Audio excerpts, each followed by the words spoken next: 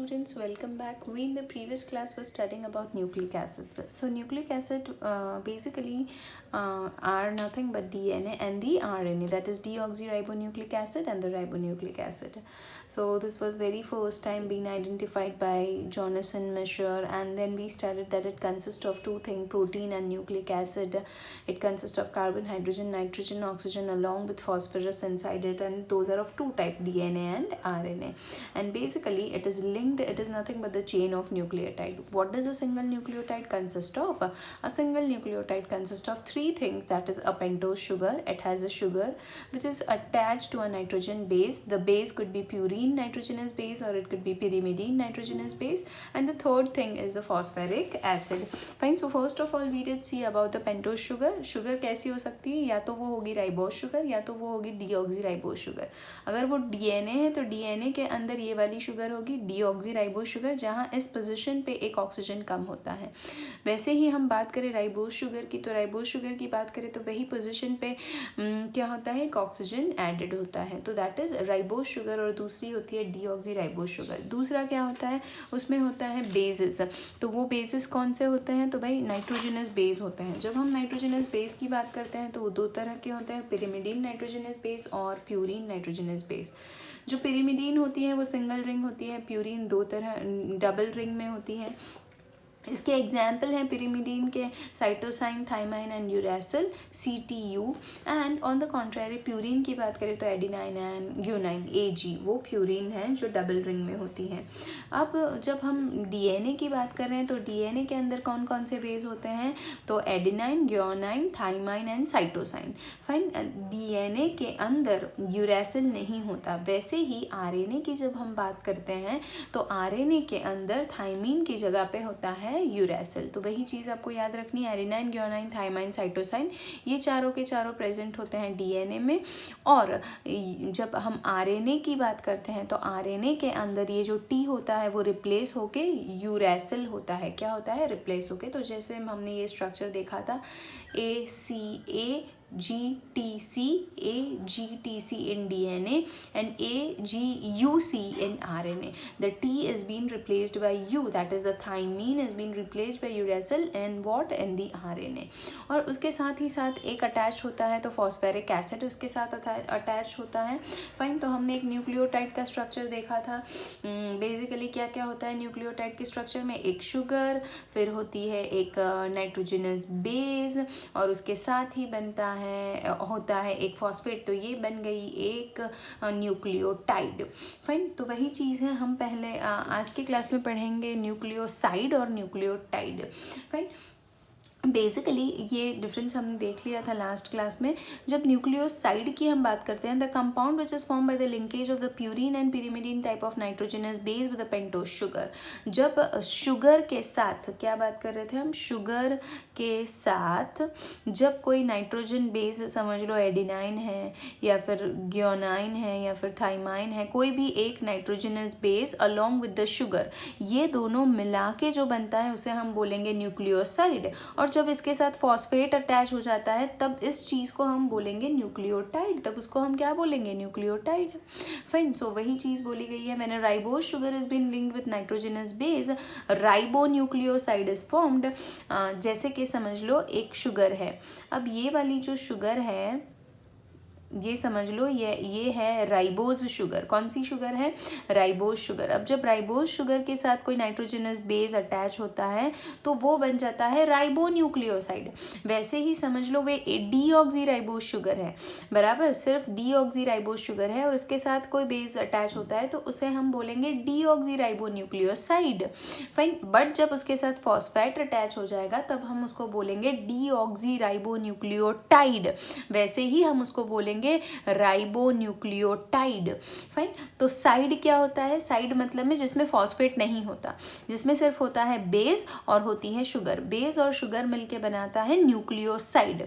और जब वही न्यूक्लियोसाइड एक फॉस्फेट के साथ लिंक होता है, when the nucleoside is been linked to the phosphate, then it becomes phosphorylated. मतलब में उसके अंदर फॉस्फेट ऐड हो चुका है. जैसे कि ये शुगर है, ये शुगर जो है समझ लो ये डीऑक्सी राइबोस शुगर है, डीऑक्सी शुगर है, राइबोस शुगर, उसके साथ अटैच्ड है कोई base, nitrogenous base.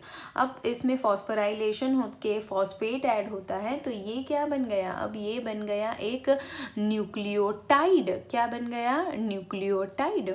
Fine, when a ribonucleoside binds with a phosphate it forms ribonucleotide. और वैसे ही समझ लो ये कौन सा साइड था, तो डीऑक्सी राइबोन्यूक्लियोसाइड था। जैसे कि फॉस्फेट नहीं है, बेस है, शुगर है, कौन सी शुगर है, डीऑक्सी राइबो शुगर है। तो इस शुगर में एक बेस अटैच हो गया। फाइन, तो ये बन गया डीऑक्सी राइबोन्यूक्लियोटाइड। अब उसमें फॉस्फेट ऐड होने पे वो बन जाएगा डीऑक्सी राइबोन्यूक्लियोटाइड। फाइन, पहले बना था न्यूक्लियोसाइड, अब बन गया न्यूक्लियोटाइड। तो वही डिफरेंस है जो आपको याद रखना है। फाइन, अब ये जो न्यूक्लियोटाइड है, सारे के सारे न्यूक्लियोटाइड ज्वाइन होते हैं और फिर क्या बनाते हैं, फिर एक चेन बनाते हैं। Fine, so basically formation of a dinucleotide. अब जब हम बात करते हैं ये डाइन्यूक्लियोटाइड जो बनते हैं, जैसे कि अमीनो एसिड की चेन जॉइंट होती है, तो बीच में क्या होता है, तो भाई बीच में होता है पेप्टाइड बॉन्ड। फाइन, वैसे ही कार्बोहाइड्रेट में होता है ग्लाइकोसिडिक बॉन्ड। वैसे ही हम जब डाइन्यूक्लियोटाइड की बात करें, एक न्यूक्लियोटाइड दूसरे न्यूक्लियोटाइड से अटैच करता है, तो वो कैसे अटैच करता है, two sequential nucleotide joint to form joint through a phosphodiester bond. अब इनके बीच में कौन सा बॉन्ड होता है, फॉस्फोडाइस्टर बॉन्ड। बहुत अच्छे से याद रखना, phosphodiester bond and form a dinucleotide. वो क्या बनाता है, डाइन्यूक्लियोटाइड। जो एक और दो न्यूक्लियोटाइड जब ज्वाइन होते हैं तो उसे बोलेंगे डाइन्यूक्लियोटाइड। वैसे ही तीन तो ट्राइन्यूक्लियोटाइड। वैसे करते करते लंबी चेन बनती है, ये थर्ड फोर्थ न्यूक्लियोटाइड से, फिर फिफ्थ, फिर सिक्स, फिर सेवेंथ, से लंबी चेन बनती है। तो ये बन गई एक न्यूक्लियोटाइड की चेन। फाइन, और कौन सा बॉन्ड होता है बीच में होता है phosphodiester bond. Fine, such union occurs between the third carbon of the sugar.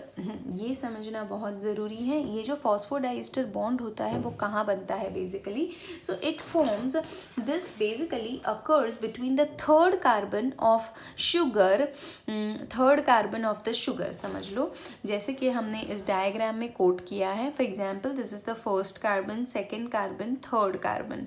Fine, third carbon of the sugar, ये शुगर है, थाइमीन एक नाइट्रोजनस बेस है और इधर अटैच है फॉस्फेट ग्रुप।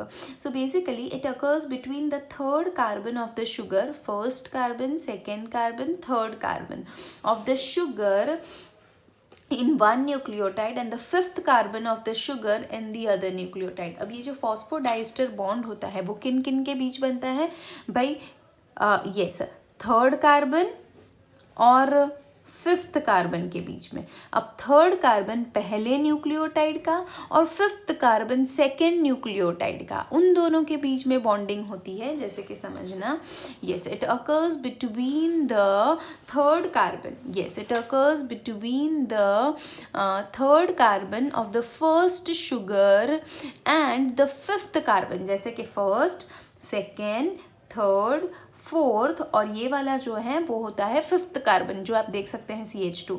तो ये फिफ्थ कार्बन, तो फिफ्थ कार्बन कौन से का, सेकेंड का, और थर्ड कार्बन किसका, तो फर्स्ट का। उन दोनों के बीच में जो बॉन्डिंग होती है वो बॉन्डिंग होती है फॉस्फोडाइस्टर बॉन्डिंग, जिनसे ये न्यूक्लियोटाइड ज्वाइन होंगे।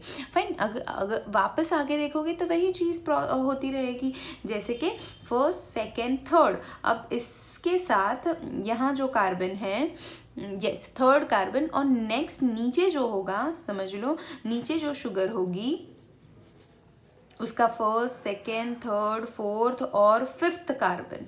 फाइन, फिफ्थ कार्बन और थर्ड कार्बन के बीच में बॉन्डिंग होगी, तो उस बॉन्ड को हम बोलेंगे फॉस्फोडाइस्टर बॉन्ड। वैसे ही चलता ही जाएगा, चलता ही जाता है। वैसे इस साइड भी हम देखें तो इस साइड भी वैसा ही होता है। जैसे इस साइड आप देख सकते हैं कौन सा एंड फ्री है, तो भाई फिफ्थ वाला एंड इधर फ्री है, तो मैं इधर लिख लूँ फिफ्थ डैश फ्री है।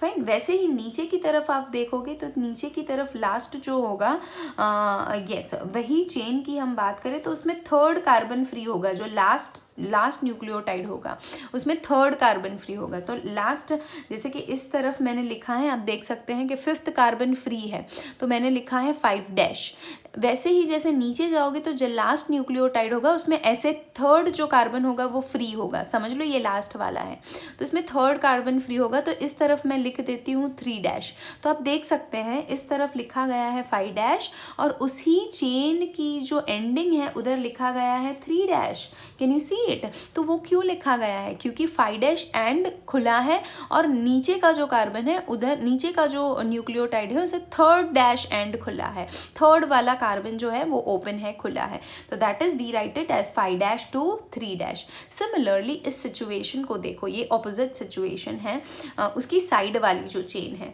फाइन, तो उसमें भी ऐसा ही होता है। जैसे कि आप ये समझ लो, फर्स्ट कार्बन, ये एक न्यूक्लियोटाइड है, ये दूसरा न्यूक्लियोटाइड है, फाइन। तो जैसे कि ये न्यूक्लियोटाइड कैसे हुआ आप मुझे बताइए। तो जैसे कि इसके अंदर है एक शुगर, शुगर के साथ अटैच्ड है एक बेस और बेस के साथ ही साथ थर्ड कार्बन पे अटैच है एक फॉस्फेट, तो हो गया एक न्यूक्लियोटाइड। वैसे ही ये वाला भी न्यूक्लियोटाइड है, बीच में है शुगर, साइड में है बेस और साथ ही साथ थर्ड कार्बन पे इधर ऊपर जो होगा वो होगा फॉस्फेट ग्रुप, फाइन। तो ये समझना ज़रूरी है। अब समझो, इसमें भी अगर आप देखेंगे तो फर्स्ट, सेकेंड और थर्ड कार्बन, कौन सा carbon, third carbon of one nucleotide is linked with the fifth carbon of the other nucleotide sugar. जैसे कि इसकी शुगर की बात करें तो first, second, third, fourth and fifth carbon, तो फिफ्थ कार्बन किसका, सेकेंड न्यूक्लियोटाइड का, और थर्ड कार्बन किसका, फर्स्ट न्यूक्लियोटाइड का। दोनों के बीच में जो बॉन्डिंग है वो होती है फॉस्फोडाइस्टर बॉन्डिंग। कौन सी होती है, फॉस्फोडाइस्टर बॉन्डिंग, क्योंकि थर्ड प्लेस पे होता है फॉस्फेट ग्रुप, तो बनती है इसके बीच में फॉस्फोडाइस्टर बॉन्डिंग, फाइन। तो यही चीज़ आपको समझनी है। अब इस तरह देखना, इस तरफ जब आप देख रहे हैं तो कौन सी एंड खुली है, तो 3 एंड खुली है, फाइन। अब समझ लो ये लास्ट वाला न्यूक्लियोटाइड है, तो इस तरफ कौन सा एंड है जो खुला है, तो फिफ्थ एंड जो है वो खुला है, फिफ्थ कार्बन वाला, तो 5। तो इस चेन को मैंने नाम दिया 5 to 3 और दूसरी जो चेन है वो है 3 to 5 क्योंकि वो ऑपोजिट होती है, फाइन।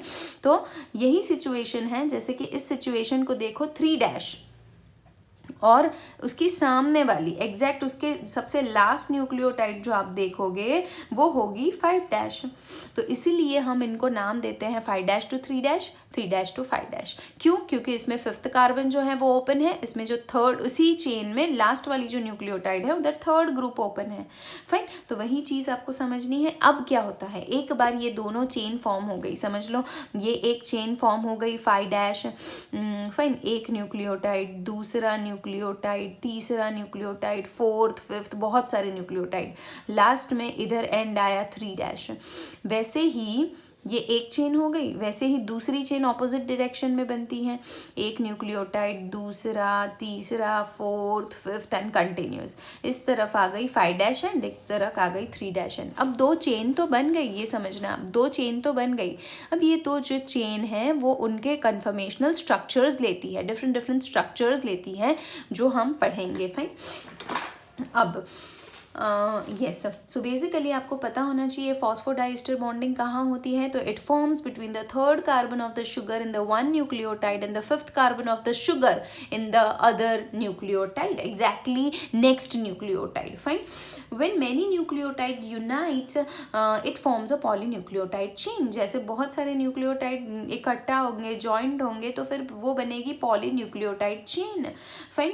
ये जो पॉलीन्यूक्लियोटाइड चेन है, there is one polynucleotide chain in RNA. RNA की जब बात करते हैं तब उसमें एक ही चेन होती है, फाइन, पॉलीन्यूक्लियोटाइड चेन, तो ये बन जाता है आरएनए। बट वैसे ही जब हम बात करते हैं डीएनए की, तो डीएनए में 2 चेन होती है, फाइन, तो वो 2 चेन मिल के बनाता है डीएनए। और आरएनए की बात करें तो एक चेन से बनती है RNA, fine, yes. The bond between the phosphate and the hydroxylic group of the sugar is an ester bond, fine. Basically what is this trying to convey is the bond between the phosphate and the hydroxylic group of the sugar is an ester bond. Ester bond कहाँ बनता है? Phosphate and the hydroxylic group of the sugar. Phosphate होता है 3rd carbon पे और जो hydroxylic group होता है वो होता है 5th कार्बन पे। तो इन दोनों का अटैचमेंट होके बनती है ester bonding. As there is one such ester bond on either side it is term to be as phosphodiester bond. Fine, ये इसको डाइस्टर क्यों बोला गया है? मैंने बताया उसको बोलते हैं ईस्टर बॉन्डिंग। क्या बोलते हैं? Easter bonding. जो ये बना, तो जैसे कि हम देख सकते हैं ये जो बना ये होता है ester bonding.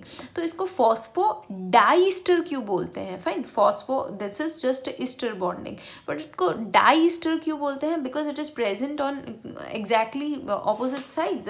Fine, there is such ester bond on the other sides. दोनों साइड पे ऐसी ईस्टर बॉन्डिंग होती है। इधर तो है ही है, साथ ही इधर भी एक ईस्टर बॉन्डिंग है। वैसे ही नीचे देखोगे तो एक और, इसके नीचे देखोगे तो एक और। तो ऐसे ईस्टर बॉन्डिंग दो तरफ है, इसीलिए इनको बोला गया है फॉस्फोडाइस्टर बॉन्डिंग। फाइन, अब yes, then so hopefully you have understood about the formation of the dinucleotide. Fine, now basically we shall just have a quick look at what this DNA structure wants to convey. Nucleic acid exhibits a wide variety of secondary structure. अब ऐसी straight change तो बन गई, अब ये combine होंगे, coil होंगे और तरह तरह के स्ट्रक्चर बनाएंगे। For example, one of the secondary structure exhibited by DNA is the famous Watson and Crick model. ये जो मॉडल हम पढ़ रहे हैं, ये मॉडल किन्होंने दिया था? बहुत famous scientist Watson and Crick model. This model says that DNA exit as double helix. ये मॉडल क्या बताता है कि डीएनए जो है वो डबल हेलिक्स के फॉर्म में है। डबल हेलिक्स मतलब में उसकी 2 चेन है और 2 चेन इंटरवाइंड है एक दूसरे से, तो दैट इज डबल हेलिक्स। याद रखना जरूरी है। The 2 strands of the polynucleotide are anti-parallel, that is runs in opposite direction. Anti-parallel है, एक होती है 5' to 3', मतलब में एक चेन जो देखोगे उधर 5th वाली एंडिंग खुली रहेगी और एक साइड जब देखोगे तो 3' खुली रहेगी। उसकी जो ऑपोजिट वाली चेन होती है उसमें उल्टा होता है, एग्जैक्टली ऑपोजिट होती है 3' वाली चेन, मतलब में उल्टी रन होती है। जैसे कि इसमें मैंने नंबर 5 इधर लिखा, ऐसे लिखा है, तो हम ऐसे लिख देते हैं तो आपको ज़्यादा ईजी रहेगा। Number 1 nucleotide, 2, 3, 4 and 5। फाइन, तो उल्टी जाती है तो उसे बोलेंगे एंटी पैरेलल। फाइन, तो इसके लिए इसकी कौन सी कार्बन खुली रहेगी? तो 5th कार्बन खुली रहेगी, तो इसे बोलेंगे 5' और साथ ही साथ इसके ऑपोजिट साइड पे खुली रहेगी 3' एंड वाला कार्बन, तो 3' and. The backbone is found by the sugar phosphate chain. जो शुगर और फॉस्फेट की जो चेन बनती है उसकी वजह से ये जो शुगर है और ये जो फॉस्फेट होता है उनके बीच में इंटरलिंक होने से इतनी अच्छी फॉस्फोडाइस्टर बॉन्डिंग बनती है, ईस्टर बॉन्डिंग होती है। The nitrogenous bases are projected more or less perpendicular to this backbone but faces inside. ये जो होते हैं नाइट्रोजनस बेसेस, वे हमेशा ही ऐसे नहीं होता कि भाई नाइट्रोजनस बेस एडेनाइन इधर, थाइमाइन इधर, साइटोसाइन अंदर, नहीं, ये अंदर की तरफ होते हैं। जैसे हमने देखा थाइमाइन, एडेनाइन अंदर की तरफ। Fine, that is the nitrogenous bases are inside thymine, adenine, guanine, cytosine वगैरह वगैरह। फाइन, और एक बहुत इंपॉर्टेंट चीज़ जो आपको याद रखनी है, A and G of one strands compulsorily base pairs with T and C respectively. अब ये जो A है किसी के साथ भी पेयर नहीं करेगा भाई, ये जो एडेनाइन है सिर्फ थाइमाइन के साथ ही पेयरिंग करेगा, ये आपको याद रखना बहुत ज़रूरी है। एडेनाइन जो है हमेशा थाइमाइन के साथ ही पेयर करेगा। फाइन, कभी भी वे जो होता है वो ग्योनाइन या साइटोसाइन के साथ पेयर नहीं कर सकता। वैसे ही जब हम बात करेंगे ग्योनाइन की, तो ग्योनाइन हमेशा ही बॉन्डिंग करता है तो सिर्फ साइटोसाइन के साथ, एडेनाइन हमेशा करेगा थाइमीन के साथ और ग्योनिन हमेशा करेगा साइटोसिन के साथ। फाइन, तो हमने कुछ ऐसा देखा बेसिकली, जैसे आप देख सकते हैं कि भाई इस डायग्राम में आपने देखा था कि यस, फॉर एग्जाम्पल जैसे कि ये एक शुगर है, शुगर के साथ अटैच हो रही है, इधर समझ लो थाइमीन है, तो ये क्या बन गया? अभी ये बन गया न्यूक्लियोसाइड। इसके साथ जैसे अटैच हो रही है एक फॉस्फेट ग्रुप, तो फिर ये क्या बन जाएगा? फॉस्फेट ग्रुप अटैच होने पे वो बन जाएगा न्यूक्लियोटाइड। अब ये हो गया एक न्यूक्लियोटाइड, समझ लो। फाइन, अब ये जो न्यूक्लियोटाइड है जैसे कि इसके साथ अब सेकेंड जो होगा उसके साथ पेयरिंग करेगा। फाइन, समझ लो इधर है एडिनाइन। फाइन, इधर सपोज कार्बन, फिर इधर वापस फॉस्फेट ग्रुप, तो इनके बीच में बॉन्डिंग होगी। इस बॉन्डिंग को हम बोलेंगे ईस्टर बॉन्डिंग। फाइन, अब ये तो एक चेन बनी ना, ये तो एक चेन होने वाली है। इसके साथ इधर है 5' खुला है तो 5' बोलेंगे, इधर की साइड 3' ओपन होगा तो 3' बोलेंगे। वैसे ही सामने भी दूसरी चेन तो बनेगी ही बनेगी भाई, तो उसके सामने जो चेन बनेगी, तो अब क्या याद रखना है आपको ये चीज़ याद रखनी है। जैसे मैंने इसको उल्टा ड्रॉ कर लिया है, सॉरी, इसको हम क्योंकि ये ऑपोजिट डायरेक्शन में रन होती है तो इसको हम ऐसे ड्रॉ करेंगे। तो बेसिकली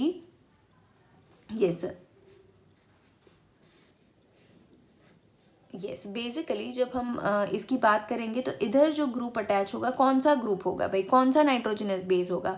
क्या इधर ग्योनाइन आएगा? नहीं, थाइमाइन हमेशा पेयर करेगा सिर्फ एडिनाइन के साथ ही। तो सामने होगा एडिनाइन और उसके बीच में आपको बतानी है डबल बॉन्डिंग। अब इधर एडिनाइन है तो सामने कौन सा नाइट्रोजनस बेस होगा? यस, थाइमाइन वाला ही होगा। कौन सा होगा? सिर्फ थाइमाइन वाला ही होगा। Fine, that is to be remembered. Yes, this is to be remembered. इसके बीच थाइमाइन ही होगा। अब समझ लो इधर साइटोसाइन था तो इधर क्या होगा? ग्योनाइन। और इनके बीच में होती है थ्री बॉन्डिंग जैसे हमें बतानी है। तो ये क्या होता है? Hydrogen bonds. ये 2 हाइड्रोजन बॉन्ड्स और ये 3 हाइड्रोजन बॉन्ड से कनेक्ट होता है। तो आपको याद रखना है that is the thymine always pairs with adenine. Adenine होता है तो थाइमाइन के साथ, that is vice versa. And similarly guanine होगा तो हमेशा साइटोसाइन के साथ, और साइटोसाइन हमेशा ग्योनिन के साथ पेयर करेगा। ये आपको याद रखना बहुत बहुत इम्पोर्टेंट है। फाइन, वैसे ही जब हम बात करते हैं आरएनए की, there are 2 hydrogen bonds which are present between, यहाँ की बात करें तो there are 2 hydrogen bonds. So हमें दिखाइए 2 जैसे कि डैश दिखाइए बीच में, दैट इंडिकेटिंग 2 हाइड्रोजन बॉन्ड्स।